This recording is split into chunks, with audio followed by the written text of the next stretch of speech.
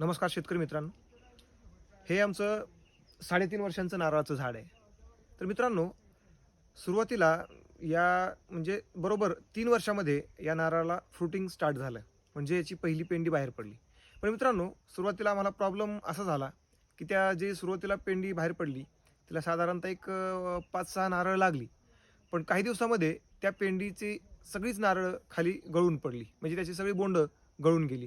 त्यानंतर दुसरी पेंडी आली, तर तिला साधारणतः एक नारळ राहिला. आणि आत्ता तुम्ही पाहू शकताय, ही याची तिसरी पेंडी आहे आमच्या या नारळाची. तर हिला तुम्ही पाहू शकताय, की याला साधारणतः एक 10 नारळाची सेटिंग झालेली आहे. आणि साधारणतः ते आता गळण्याच्या थोड्याशा पुढच्या अवस्थेमध्ये आलेले आहेत. मित्रांनो, आम्ही हे म्हणजे याला जे काही थोडेफार ट्रीटमेंट्स केल्या. म्हणजे आत्तापर्यंत काय व्हायचं, की थोड्याच आमच्या बागेतल्या थोड्याशा झाडांनाच नारळ लागली होती. त्यामुळे आम्हाला विशेष काही स्प्रे वगैरे किंवा मुळातनं काही ट्रीटमेंट याला करत नव्हतो. फक्त ग्रोथ ओरिएंटेड आम्ही याला ट्रीटमेंट करत होतो. पण आत्ता ह्या नारळ जी बोंडगळ आम्ही थांबवली आहे, त्यासाठी जी काही ट्रीटमेंट केली आहे, त्याच्यात जर सविस्तर व्हिडिओ आपणाला पाहिजे असेल, तर आमच्या या रील्सच्या खाली कमेंट करा. आपण एक सविस्तर व्हिडिओ नारळाची बोंडगळ कसं थांबवता येईल याच्यावरती करूयात मित्रांनो. धन्यवाद.